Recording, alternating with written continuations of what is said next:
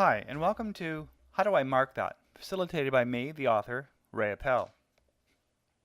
It'd be great if you could have your book open, How Do I Mark That? Because I'm going to allude to pages and paragraphs and diagrams and graphic organizers and so on. It'd be great if you could see those at the same time that I take a look at them. Let's get started. I'd like to introduce you to my website, Zappel.ca. That's right, it's like an apple with a Z in front of it.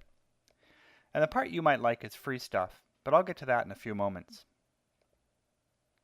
The first thing I'd like you to take a look at on my site if you get a chance is Zappel Resources. We've got the Any Novel Study, the How Do I Mark That you have there, and the Jaden's Rescue Teacher Guide and Novel. We also have a section on placemaths. These are a year's supply of placemaths for your class or school or district. The kids can engage in meaningful and relevant real-life math activities. You can also go to my workshop section and see the calendar of events and see where I am, and perhaps I'm in your area and I can come by and do a workshop for your school or your district. You can also see some feedback, cut and paste bio, newsletters, workshop form, and so on. Finally, we have the free stuff. This section has handouts, Math Makes Sense, organizers, language arts, math general, specifically just on organizers, and a math book list, and so much more. Take a look. Now, the part that I've added in the last year or so has been math movies. And these are just short little 2-minute movie clips, 2 to 3 minutes, and they have a lot to do with math, real life, and can be a place to get kids talking about math. So there we go with Zappel.ca, my website. Well, a book I've been reading recently is Daniel Goldman's book called Social Intelligence. And in there he has this upside down U graph. And I really like the top of the graph there that's about optimal cognitive efficiency. And that's where we really want students to be at. We can have low boredom, low stress and low performance equals boredom. We can also have high stress and low performance, which equals anxiety. And we know this from our days in school where we were pressured with tests and time things and so on, where there were lots of anxiety, real high stress, and our output was fairly low. What we really want to have is this point here. Let's go back to this again. We really want to be at the top there. Optimal cognitive efficiency. That means that we should have stress in the classroom. It boosts kids' interest, attention, and motivation. Some stress, of course, is good to get kids moving, to get them excited about learning with really cool projects. Now, we know that distress kills learning, and this is a little quote from that book, Social Intelligence, I just alluded to. And one classic finding dates back to almost half a century to 1960 when Richard Alpert, then at Stanford, showed experimentally what every student already knew, that high anxiety cripples test-taking ability. Now, this book is about how do I mark that, and so this piece here is extremely relevant. We're collecting evidence of learning from kids. If we just do time tests, then we know we have to be aware that for many kids that high anxiety cripples test-taking ability. The paragraph goes on to say that a more recent study of college students taking math exams found that when they were told the test was practice, they scored 10% better. Now, this is interesting because I know this from my own experience in the classroom that sometimes if I say to kids, a phrase like this doesn't count, some kids actually do better when that anxiety, that high stress is taken off.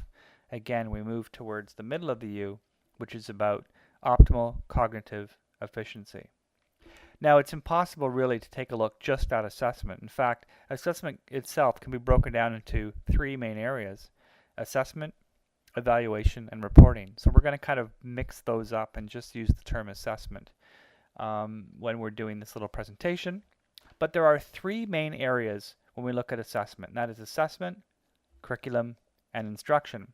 Well, okay, what do we mean by curriculum? Well, it's what we teach. We can see up there in the bold, what we teach. We want to have fewer outcomes and go deeper into them. We want to know what are the central ILOs or PLOs. What are the achievement indicators? What are the assessment strategies?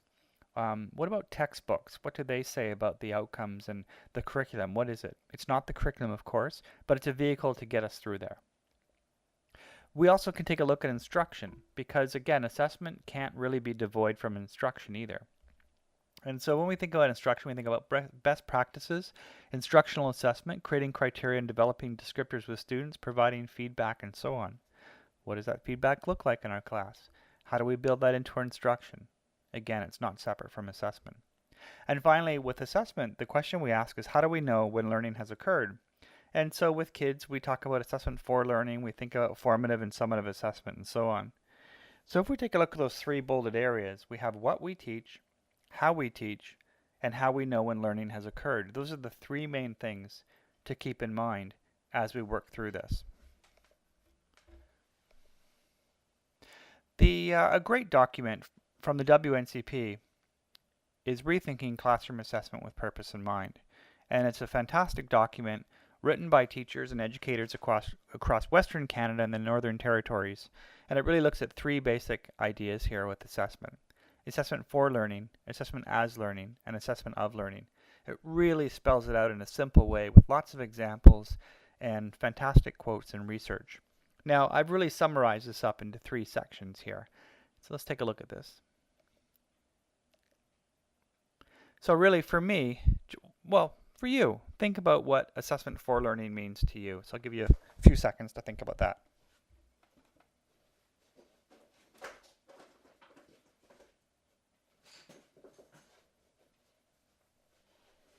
Okay. What about assessment as learning? What does that mean to you? And assessment of learning. Well, let's take a look here. Assessment for learning to me is, in one sentence, is from the teacher's perspective. And it's when we ask, where do we go from here? For example, we're in the middle of a unit with the kids and we realize, wow, most of these kids just aren't getting this. I have to stop and go back and review quite a bit of the material. Or we might say, man, these kids are really sailing through this. Oh, you did this unit last year. Okay, we need to stop. Maybe we'll move on and do a new unit and so on. This happens in big picture like a unit or a term, or within a lesson. We stop and say, where do we go from here? Assessment as learning to me is really from the student's point of view. Where do I go from here? It's that reflective piece, that self-assessment piece. And to me, it's not airy-fairy at all. It's a real vital piece to help bring the students on board in terms of being co-assessors. And finally, assessment of learning. It's really where the teacher and the student stops, looks at their work, and says, this is a snapshot of my learning. I'm going to come back to that term snapshot later on. It's like taking a picture of their learning. That's what it is now. We can talk about what came before and what might come after, but essentially it's a snapshot. Think for a moment, what evidence of learning do you collect in math? The most common being a test. Think for a few moments, what kind of evidence of learning could you